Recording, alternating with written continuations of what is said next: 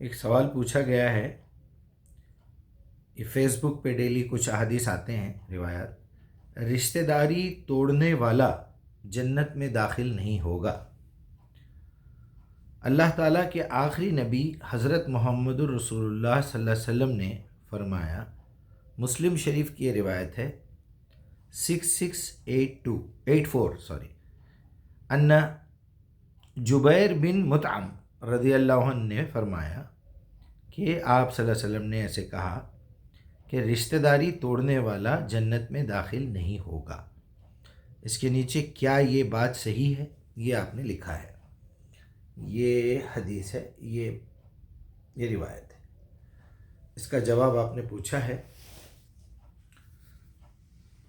آپ خود بھی کوئی بھی سوال کو مجھ سے بھی پوچھئے، ضرور پوچھئے، لیکن پہلے اپنے ذہن میں کوئی بات کو تیار کر کے آپ ایک پیپر پہ لکھ لیجئے یا اپنے اندر طے کر لیجئے کہ یہ بات میرے حساب سے تو ایسی ہے۔ پھر مجیب سر سے پوچھیں گے، پھر مجیب سر خود اپنی طرف سے بولتے یا اللہ کے نبی کی بات یہ ہے، اس کو سمجھاتے ہیں، اس کی دلیل دیتے ہیں قرآن سے، عقل سے۔ تو یہ پروسیجر بنا لیجئے۔ چلیے، نبی کا نام لکھا ہوا ہے، حضرت جبیر بن، کیا نام ہے، جبیر بن مطعم۔ یہ میرے خیال سے زبیر بن مطعم بھی ہو سکتے ہیں، کیونکہ لکھنے والے کبھی کبھی زبیر کو جبیر بھی لکھ دیتے ہیں۔ تو جبیر بن مطعم رضی اللہ عنہ، تو اللہ کے رسول کا نام آ جانے کے بعد تو شک کرنے کا یا یہ روایت صحیح ہے نہیں ہے، یہ دیکھنے کا نہیں دیکھنے کا سوال ہی پیدا نہیں ہوتا۔ لیکن چونکہ اب مارکیٹ میں بہت ساری باتیں نبی کے نام پہ غلط بیان کی گئی ہیں، اور پھر مسلم شریف کی روایت ہے 6684،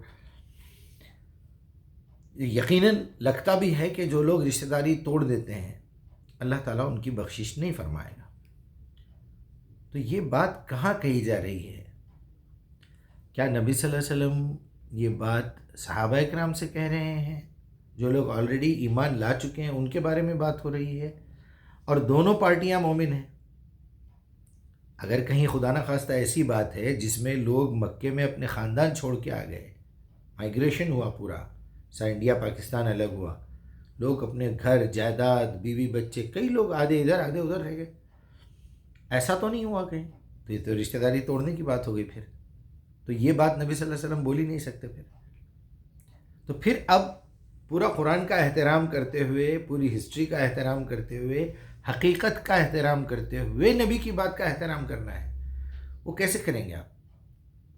تو یقیناً یہ بات آپ صلی اللہ علیہ وسلم نے ان سے کہی ہوگی جو آلریڈی مومن ہوئے، ہجرت کر کے ساتھ آ گئے، یا مدینے میں آ کے ایمان لائے، جو بھی ہے۔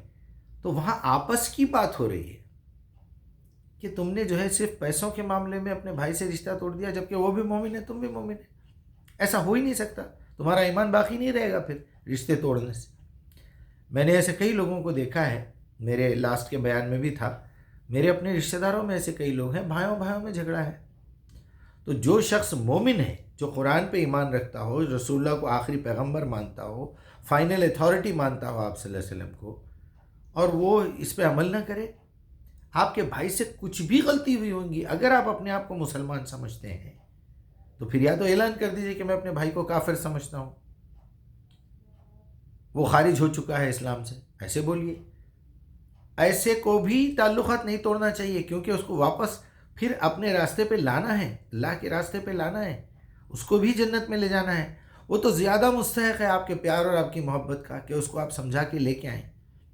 میرے ساتھ اکثر لوگ کامنٹس میں کچھ بدتمیزی بھی کرتے ہیں، یہ بھی کرتے ہیں، میں کہتا ہوں بھائی آپ مجھے کال کیجئے، آپ بھائی ہیں میرے سے غلطی ہو سکتی، میں غلطی کر بھی سکتا ہوں، انسان ہوں، میں کوئی پیغمبر تھوڑی ہوں۔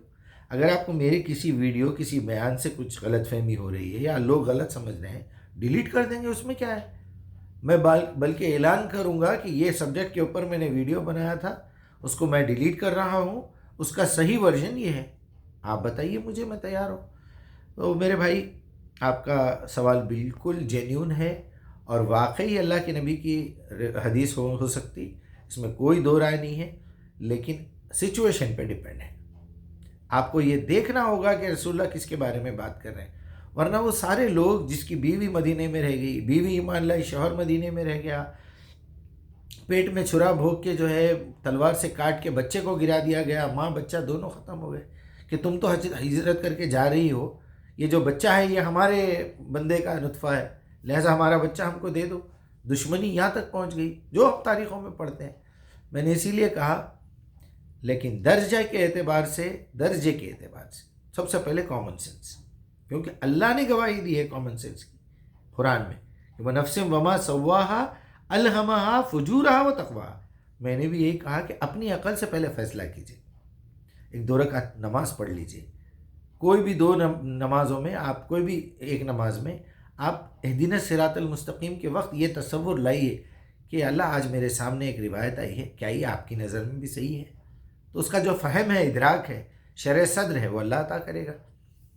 اور پھر اس کے بعد قرآن چیک کیجئے تو آپ کا جو سوچنا تھا، آپ کی جو اللہ سے التجا تھی، اس پر ٹھپا لگائے گا قرآن، ہاں یہ بات تمہاری صحیح ہے، یا پھر تم اب تک غلط سمجھ رہے تھے۔ وَاسْتَعِینُوا بِالصَّبْرِ وَالصَّلَاةِ۔